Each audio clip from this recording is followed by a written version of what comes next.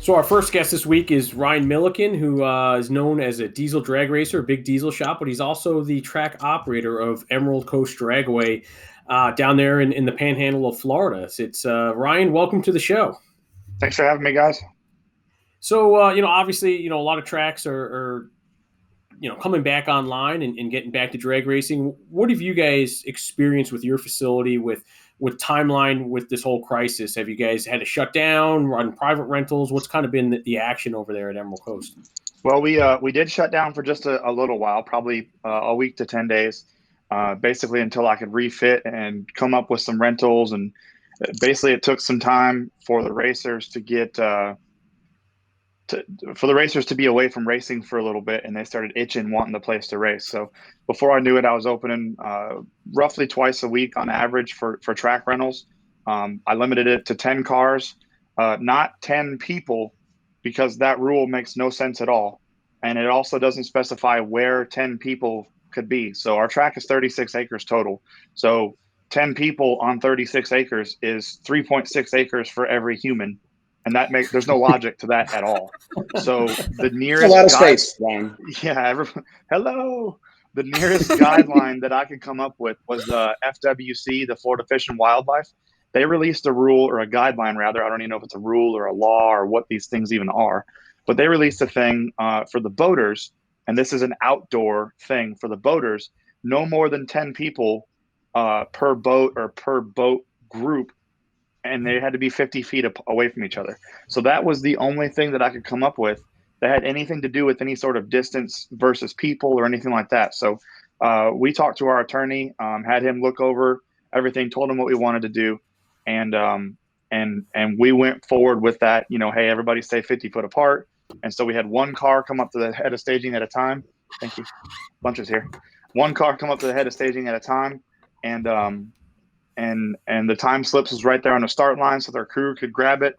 And even all this in place and everything that we were trying to do to follow the rules the best we could, we still had the sheriff's department come out and basically almost took me to jail on it was our first rental we did. They tried to take me to jail. What exactly did the police say when they showed up, Ryan? So they showed up, and they had their chest puffed out, and they were like, well, we need you to shut it down. And I'm like, no, I'm not going to do that. Why? And they're like, well, you have more than 10 people. I'm like, more than 10 people where? More than 10 people in the staging lanes? More than 10 people over in that field over there? Like, there's the 10 people location makes no sense.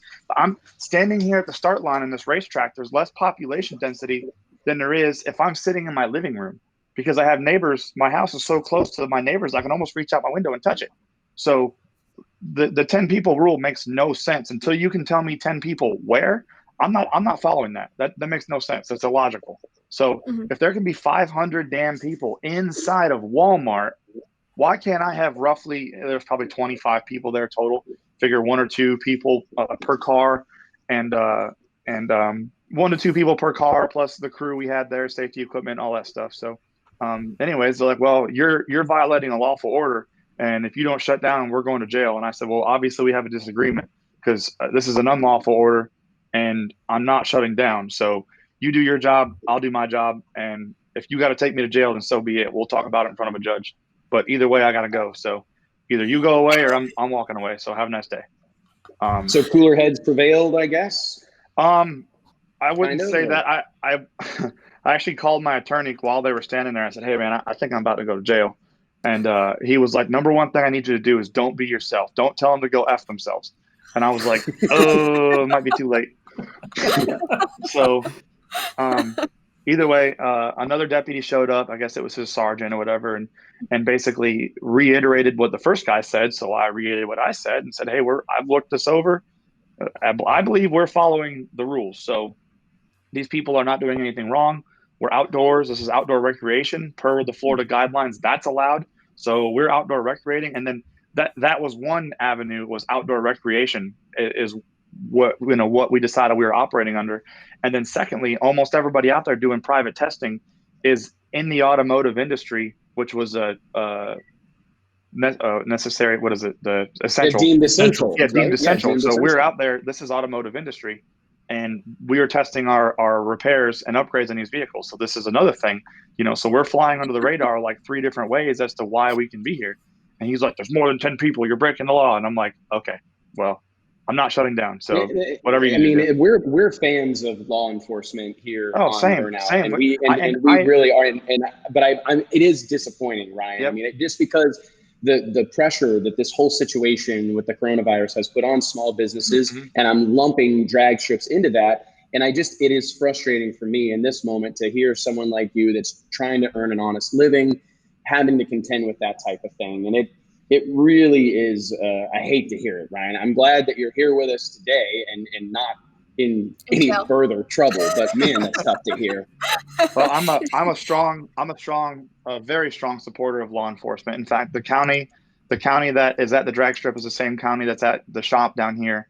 And we very often employ off-duty sheriff's department people, if we have large events going on at the shop or up like at the so track. Many racetracks. Yeah, it's completely common. Yeah.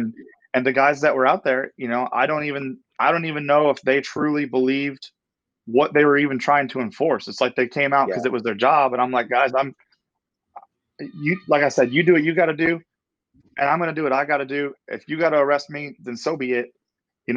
These guys are going to keep operating when I leave. I mean, so whatever you got to do.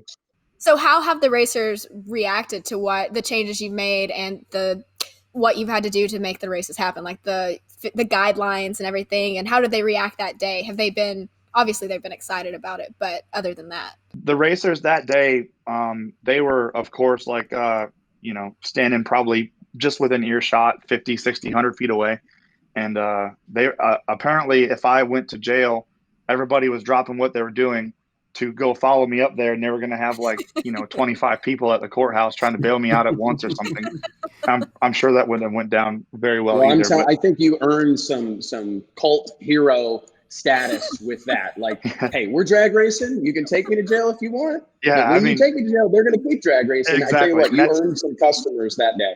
I kind of think the sheriffs, even if they did believe in what they were trying to do and all that stuff, I think they looked over my shoulder at everybody else standing there, and it was kind of like, y'all go ahead. So not worth it. Since the incident, has the county kind of updated their rules and regulations to include you guys, knowing that it was a gray area, right? I mean, how do you fall in terms of activities? Not really. So I was thinking you might ask that.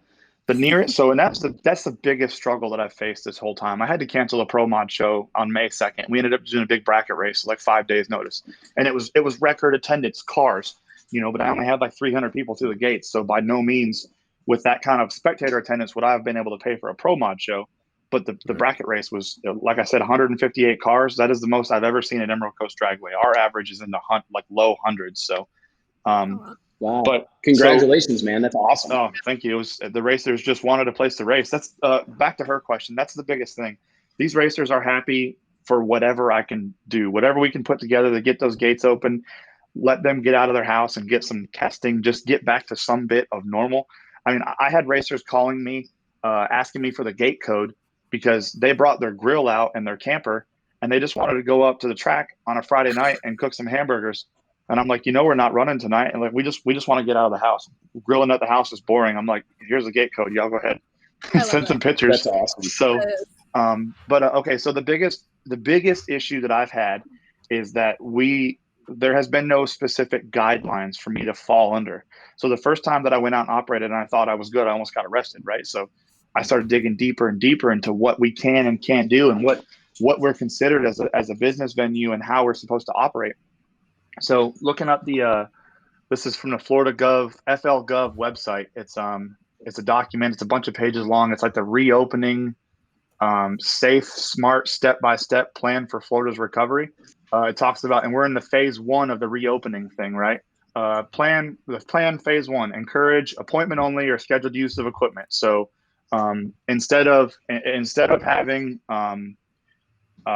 people like coming up to the tech inspection area, we just had tech cards in the mailbox and up at the head of staging, and they were just filling out their cards and sticking it back in, and we had a runner going and get it. So that was one kind of thing we did. So this is what we consider ourselves.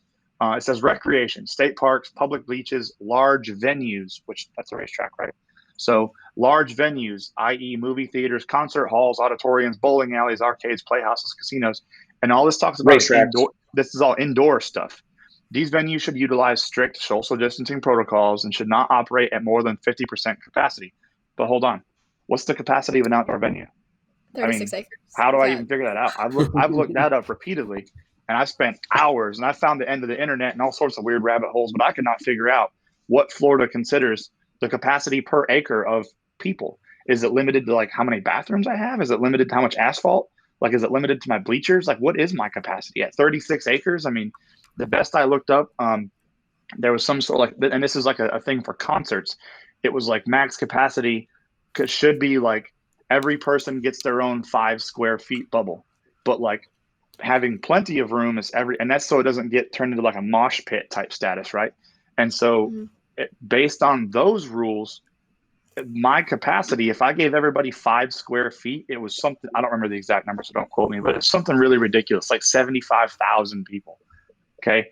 If I have 75,000 people at Emerald Coast Dragway. Oh, that'd be perfect. Yeah. That's a great number. If 75,000 people showed up at Emerald Coast Dragway, there would probably just be a big sinkhole. I don't even know. So I don't know what my official capacity is. I don't know what it's based off of. I mean, we have 2 primary gates.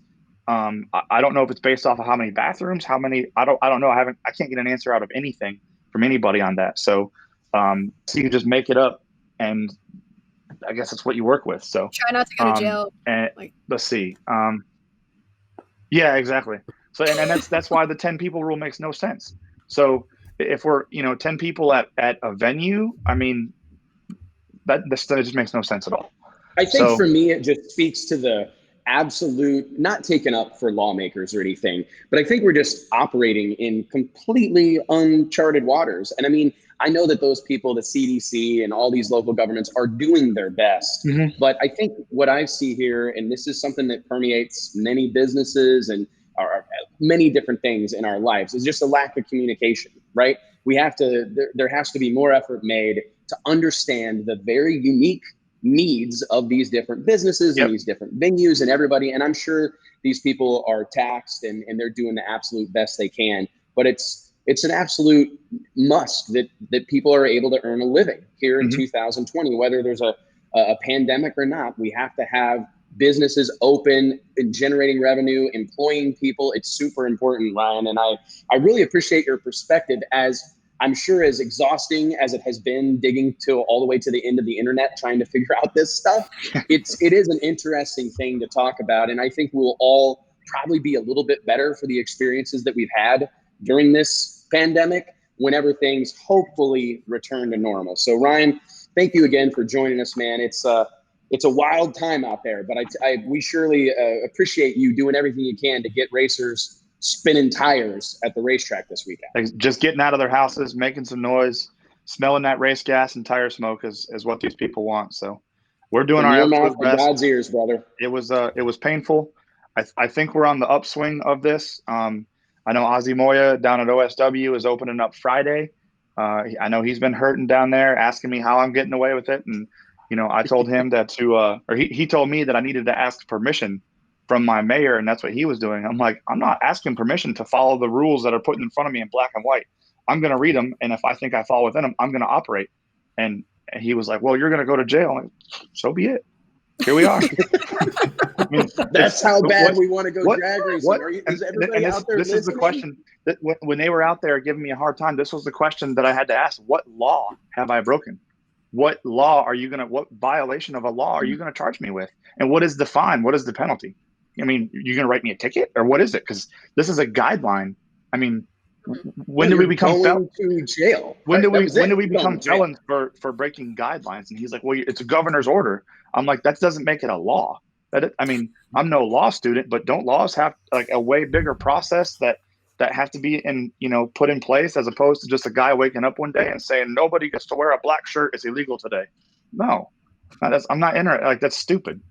So, I mean, this is United States. We have our freedoms. We have the Constitution. We have all this stuff in place to protect us from people doing what they're trying to do. And, you know, I decided if I had to go to jail to run my legal business, then so be it. We'll figure it out later. Well, I tell you what, man, we surely appreciate anybody who's willing to go to jail to go drag racing. Thank you so much, Ryan, for joining us today on Burnout. It's always great to get a perspective from somebody that's actually in the trenches doing these things. So thank you. You stay safe down there, and I hope we see you at the racetrack really soon. Oh, we will. Thank you.